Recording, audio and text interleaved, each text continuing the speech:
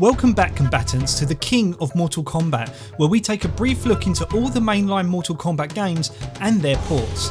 In our previous episode, we come to the conclusion that none of the ports we reviewed were a complete failure, each preserving the legacy of Mortal Kombat 2 in its own way. In this episode, we dive into the remaining ports, starting with the heavy hitters, the Sega Mega Drive and Super Nintendo versions. Let's begin with the previous winner of the two ports, the Sega Mega Drive. Right from the start, this version offers a more authentic arcade feel compared to previous ports. However, it's disappointing to note the absence of the arcade storyboards, likely due to space limitations. There isn't even a text screen, just a logo, then a fight, the logo again, and another fight. When you press start, you're taken to a menu where you can adjust difficulty and enter some cheat codes. Moving on to the character select screen, it's great to see the full roster is present, something that wasn't always guaranteed in ports on the Sega Mega Drive and SNES, but more on that in another episode. It's been a while since I played the Mega Drive version of MK2, and I have to admit it feels more sluggish than I remember. Then again, I didn't play it much as a kid since I owned the SNES version while my friends had the Mega Drive version. Once again, the controls on the Mega Drive pose a challenge for those with only a 3-button controller. I didn't know anyone who had a 6-button controller. On the 3-button setup, low punch is mapped to A, high punch is forward plus A, B is low kick, C is high kick and start is block. Graphically the game is decent, but some details are missing, like the flying dragon in the combat tomb and the monk in the tower. The characters also seem to be missing some frames of animation, making their movements appear choppy. For example, when selecting certain characters such as Baraka, he looks like he's straining his back, and Johnny Cage seems to pause awkwardly as if he's soaking up whatever sun exists in Outworld. Despite these issues, all the blood, fatalities, friendships, babalities and stage fatalities are included, with no codes required. All the stages are present as well, though some details are lost due to cartridge limitations.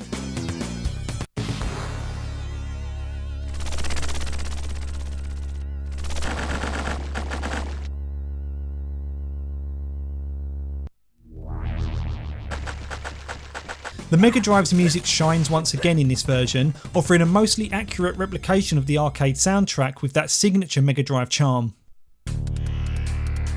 Fight! Outstanding.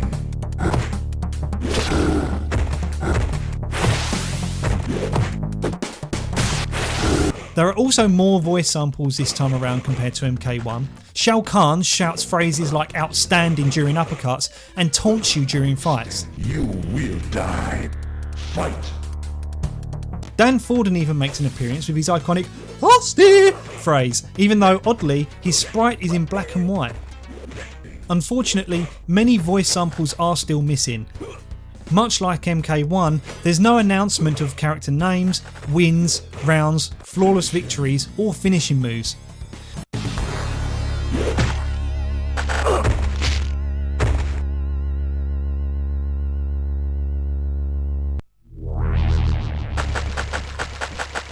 This is a huge letdown, as these elements would have greatly enhanced the experience.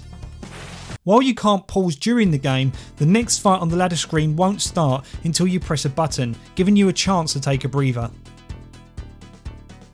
Mortal Kombat 2 on the Mega Drive remains a solid way to experience the arcade game on console despite its flaws, such as control limitations, missing sound files and reduced animation frames.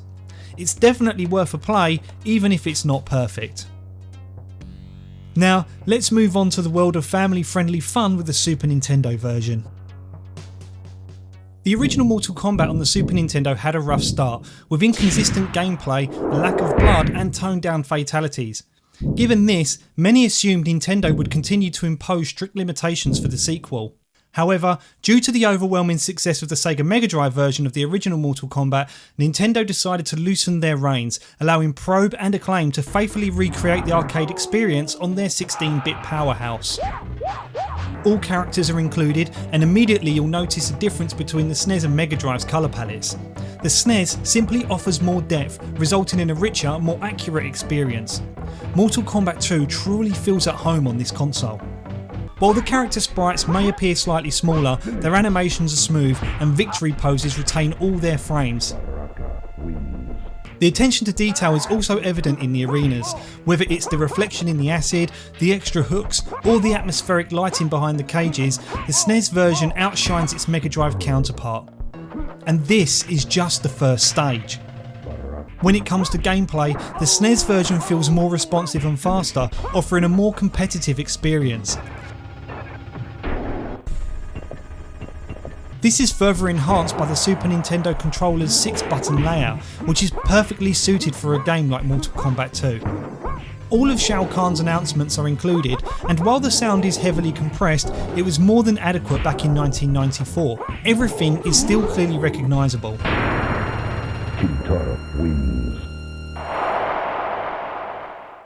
The music, though not CD quality, sounds authentic and fits the game perfectly, capturing the essence of the arcade version.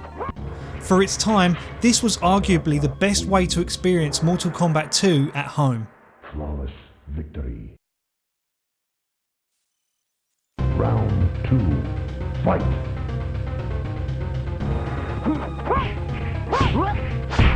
Superb.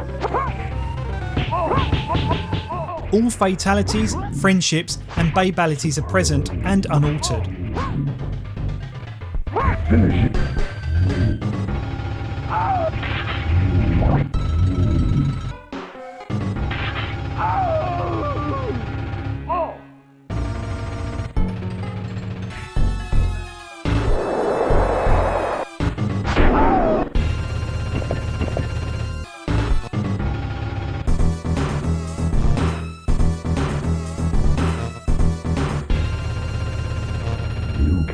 Wins.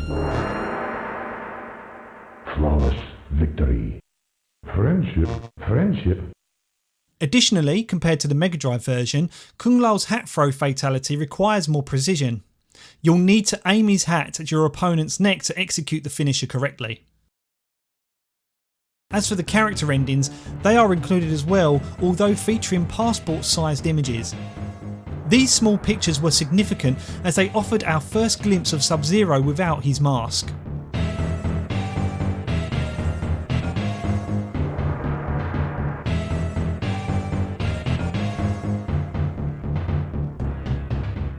Overall, Mortal Kombat 2 on the SNES is leaps and bounds ahead of the Sega Mega Drive version. The care and attention put into this port are evident. If anyone tells you otherwise, they're lying to you, and themselves. As it stands, Mortal Kombat 2 on the SNES is a definitive version, the king of the ports. But is the throne safe? Can any of our remaining ports dethrone the SNES version? Before we dive into the 32-bit versions, let's take a look at the Amiga A500 port. Much like in the Mortal Kombat 1 episode, I want to point out that I'm playing this on the Amiga A500 Mini, so my experience may differ from the original hardware. To replicate the Amiga experience as closely as possible, I'll start with the ADF file version, which requires disc swapping. To elaborate, the A500 port of Mortal Kombat 2 is spread across 3 discs.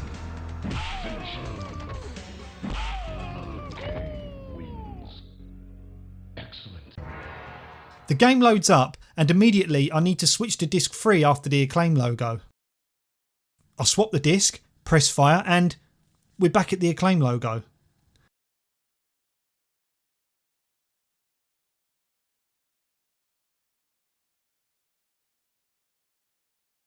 You've got to be kidding. Back to disc 1.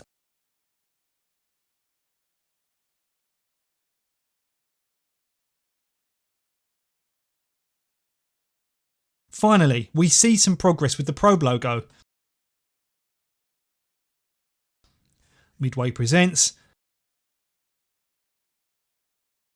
And we're at the intro. Nice. Alright, let's start the game.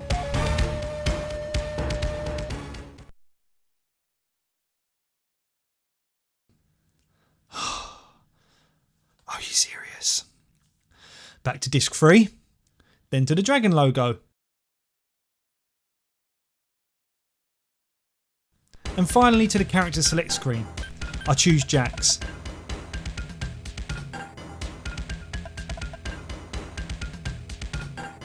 straight to the ladder. Hopefully our disc swapping days are over.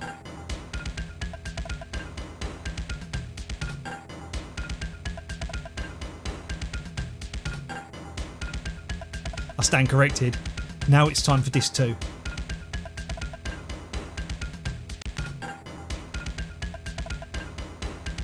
Alright, here we go.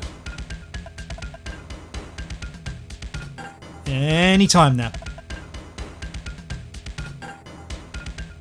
Let's do this. Round 1 fight. Jeez Louise, disc 4.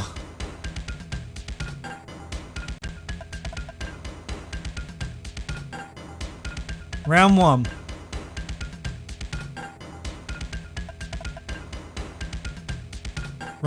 Round 1.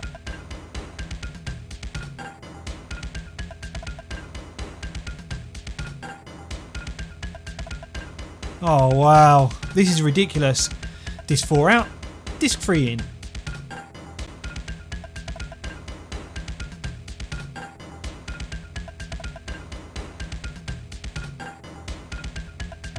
Finally! That felt like an eternity.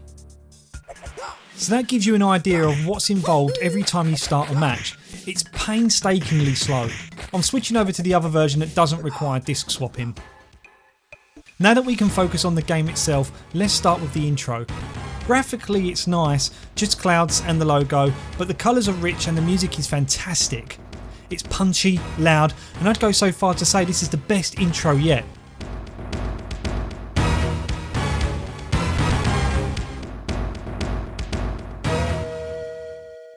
Unfortunately there are no storyboards or bios, which is a bit of a letdown. As expected, all characters are here in this port, however on the character select screen the combatants aren't displayed, but yet we do have announcers calling out their names. Graphically the game closely resembles the Sega Mega Drive version, but in some areas it actually looks worse.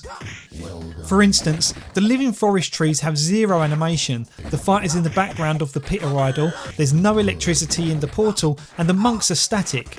You get the idea. The animations for each combatant aren't terrible, but victory poses are still missing some frames, especially for Johnny Cage and Baraka, who is still struggling with his bad back. The controls are relatively responsive, I could pull off most of the moves with ease. However, the biggest drawback of the Amiga port is its 2-button limitation. There's no support for 6 buttons, which can make executing moves increasingly frustrating. To punch, you press the fire button, and to kick, you tap the fire button. This setup often results in accidentally performing a flying punch when you wanted a flying kick.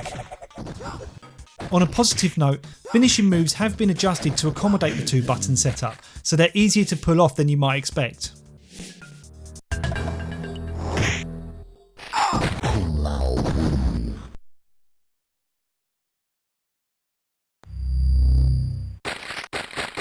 Fatality.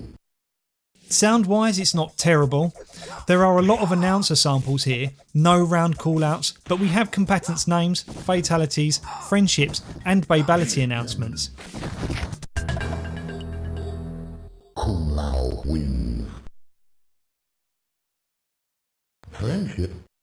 The sound isn't too heavily compressed and is comparable to the SNES version. However, the music is a different story. It sounds flat, and some tracks are completely mismatched.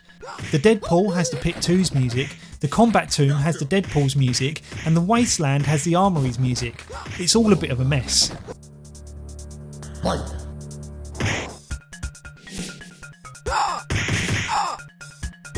Well done. Fight.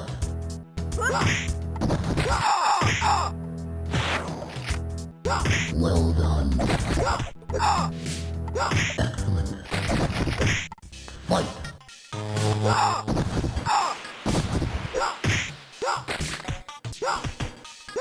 Superb. Excellent. The ending is also disappointing, with combatants frozen in their winning poses after defeating Shao Kahn, followed by scrolling text.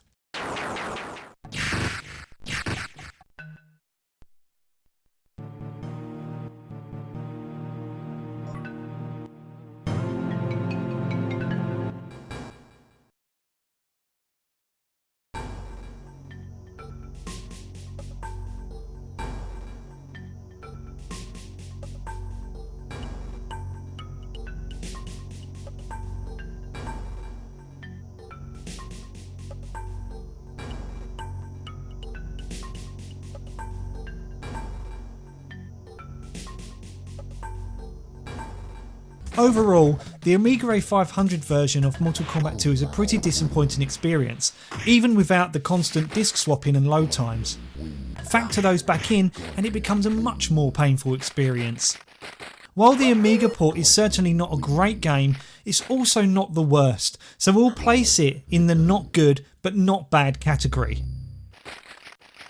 Mortal Kombat 2 made its way to the new generation of 32-bit consoles, promising more power, more storage and CD quality sound. Will we finally get an arcade perfect port? Before we dive into the disc-based consoles, let's take a look at the Sega 32X port. As many of you already know, the Sega 32X was Sega's 32-bit add-on and their last effort to keep the Sega Mega Drive relevant. It offered enhanced graphical fidelity, allowing more arcade-style games like Star Wars and Virtua Fighter to make their way to the system. So it should come as no surprise that it would be a great home for Mortal Kombat 2. But just how much better is the 32X port compared to its Mega Drive counterpart? Well, it turns out the difference is quite significant. Right from the start, the game boots up with the storyboards and they look fantastic, large, clear and impressive by 32-bit standards. If you let the attract mode play, you'll also get to see some character bios, which is a very positive start. The game's menu looks identical to the Sega Mega Drive version, but it's when you get into the actual gameplay that the real differences start to shine. I won't spend much time on the music here as it's exactly the same as the Sega Mega Drive version. Graphically, however, it's a completely different story. The character select screen and character sprites look gorgeous, a huge improvement over the Mega Drive version and more on par with the SNES version. When you select a character, you're greeted by Shao Kahn's crisp, clear voice announcing the name, which adds to the overall experience. All voice samples are included in this port, which really enhances the arcade feel. From the round announcements to the characters' yelps and screams, this game has it all and sounds fantastic. Finish him. Johnny Cage wins. Fatality. However, there are a few omissions. There are no groans from the trees in the living forest, though at least they're animated now. Fun fact, did you know the faces on those trees are modelled after Ed Boon?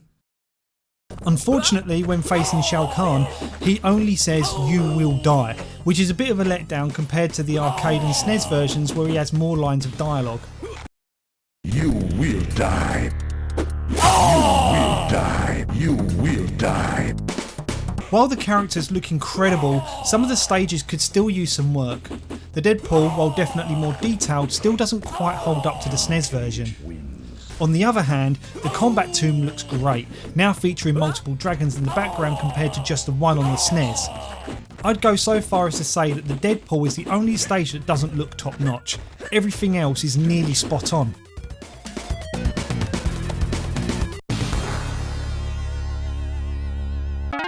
Johnny Cage wins. Friendship. The game is quick, responsive and the fights are a joy. No slowdown or lag to speak of. Of course, we have to mention the Mega Drive's 3-button controller again, but if you do have a 6-button controller, the game handles beautifully. Upon completing the game, you're treated to the endings, but not the true endings.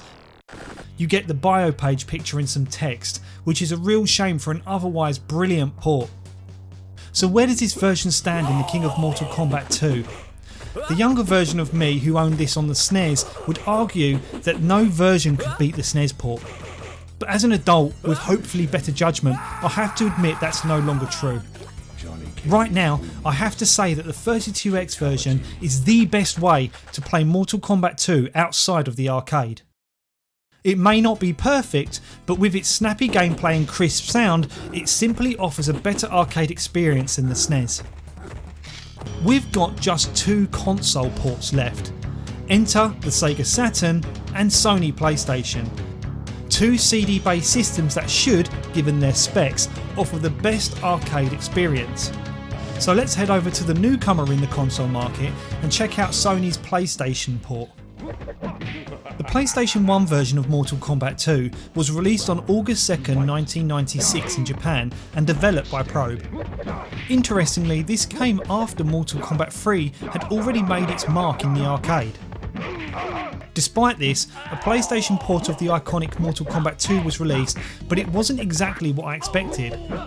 Being in the UK, I never had a chance to play this version since it was never released in my region. Right from the start, I was a bit disappointed, not visually, but audibly. The music isn't what I expected from a PlayStation release. Keep in mind, my first experience with Mortal Kombat on PlayStation was Mortal Kombat 3, which had near arcade perfect CD quality sound. The Mortal Kombat 2's port music, however, feels off.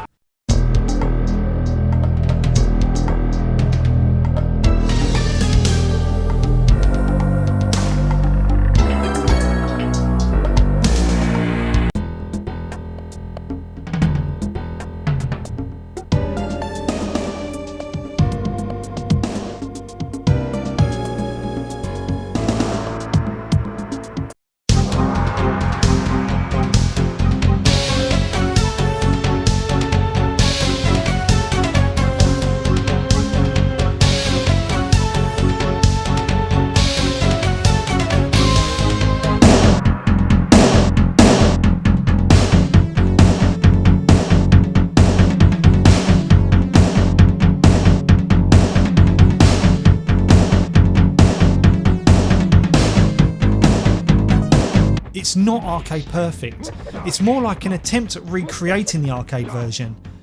Perhaps the developers were still getting to grips with the hardware, but I can't quite understand why the arcade music wasn't faithfully reproduced, even if it was just a track, rather than using what I can only assume was the PlayStation sound chip. That's not to say the music is bad, it's just not what I was hoping for. On a more positive note, the graphics look spot on. The character select screen is crisp and the character sprites are large with smooth animations. However, I do have to mention the cursor sound. What's up with those gongs every time you move it? It's jarring and it can be even more annoying in 2-player mode.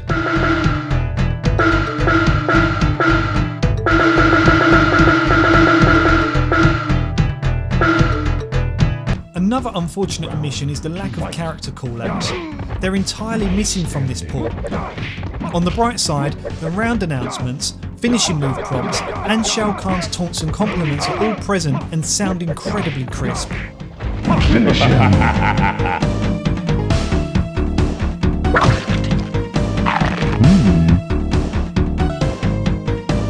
Fatality.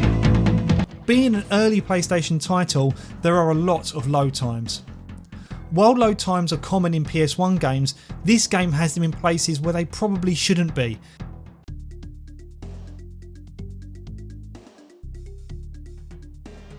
For instance, when performing fatalities, friendships and stage fatalities, there's a noticeable pause before the action happens. Finish him.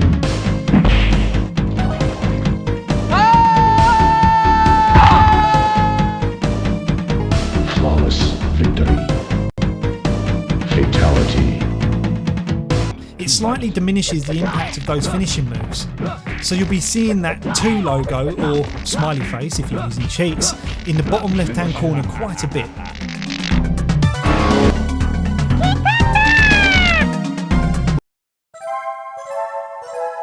Flawless victory. Friendship. Friendship? Graphically, the game is as close to the arcade version as you can get. The arenas and combatants look great, with barely any detail missing.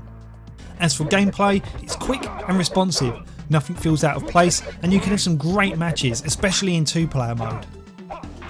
The character endings are all here and they're arcade perfect, though there is a small load between each frame.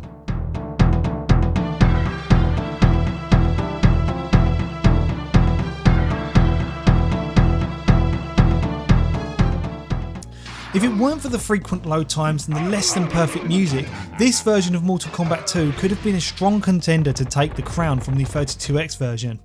However, I still feel the 32X version has a slight edge over the PlayStation's first Mortal Kombat outing, so I'd place the PlayStation version in the outstanding category. But the PlayStation wasn't the only 32-bit CD based system on the market. Sega released the Saturn in 1994 in Japan and 1995 in the rest of the world. And of course, it had to have its own port of Mortal Kombat 2. So let's head over to the Saturn and see how it stacks up against the PS1 version.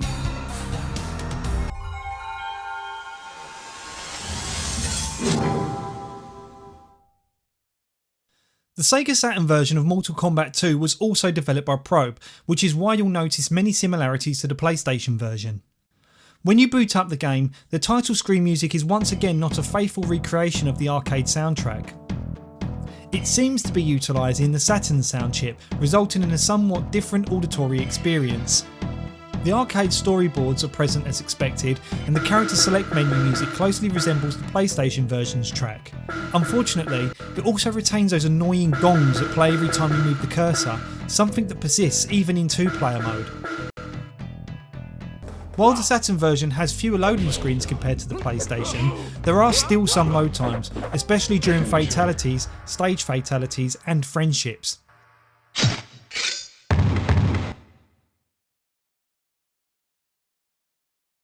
Fatality. Graphically, the Saturn version holds up well, the animations are smooth, and both the backgrounds and character sprites are faithful to the arcade original. In terms of gameplay, the Saturn port is quick and responsive, similar to the PlayStation version. However, it does have its differences. Notably, the Saturn version lacks round callouts and fatality jingles. Outstanding. Finish him.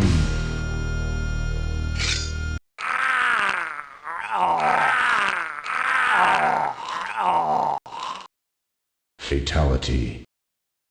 On a positive note, the Saturn version features round end music, which while not perfectly accurate to the arcade, adds to the atmosphere.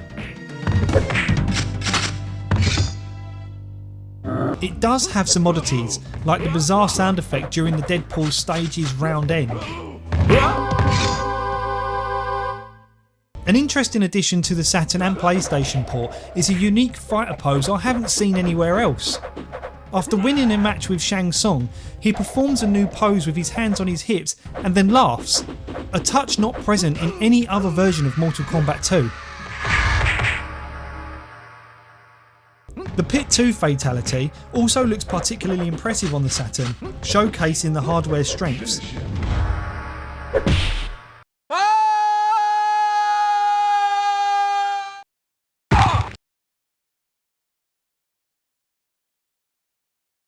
Fatality. However, the Saturn version does suffer from some audio mix-ups. For example, the Wasteland stage features the Tower stage music, and the Tower stage has the Wasteland music. For those familiar with Mortal Kombat, this can be a bit jarring. Overall, while the Saturn version is not a terrible experience, it falls short compared to the PlayStation version. The music issues and missing elements such as round calls and character names make it feel underwhelming.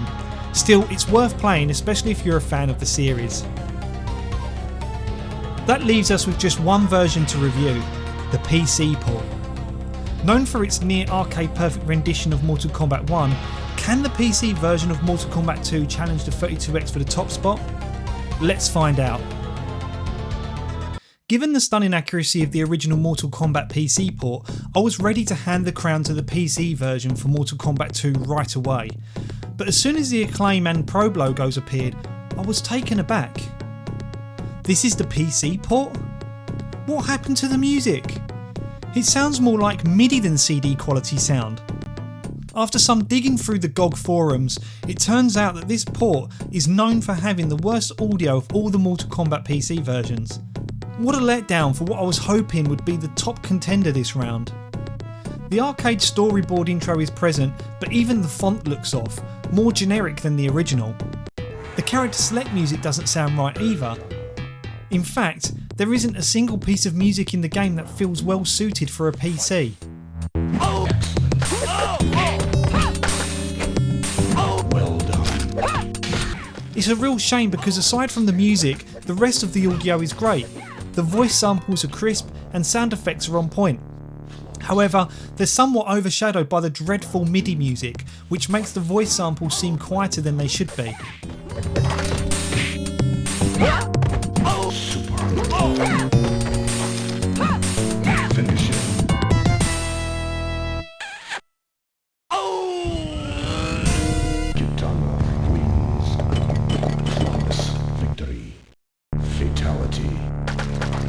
one downside I encountered was the inability to change difficulty settings.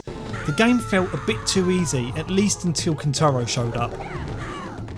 Another minor drawback was once again having to use joy to key since there was no native support for joypad configuration. Finish him. Kitana wins. On the plus side, the game handles well, the controls are responsive and the character animations are smooth. Graphically, it doesn't disappoint either. All arenas are detailed and match the arcades look quite well. All the storyboard endings are here too. Whilst not as crisp as the arcade, they still look great.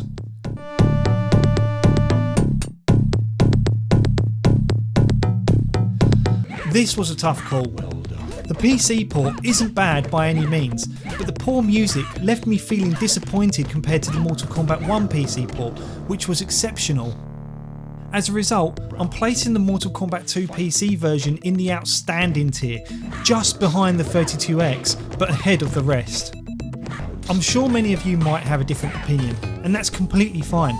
Let me know in the comments how you would rank these versions. So where does this leave Mortal Kombat 2 in our King of Mortal Kombat tier? It's a no-brainer. Mortal Kombat 2 is definitely the new King of Mortal Kombat, as it should be. It improved on everything from the first game and then some. Compared to Mortal Kombat 2, the original Mortal Kombat might need to drop another tier. Despite being the game that started it all, it probably belongs in the worth a play category.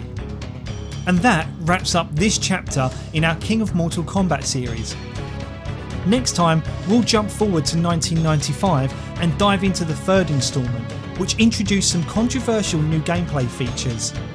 Thank you so much for watching, and I'll see you in Earthrealm.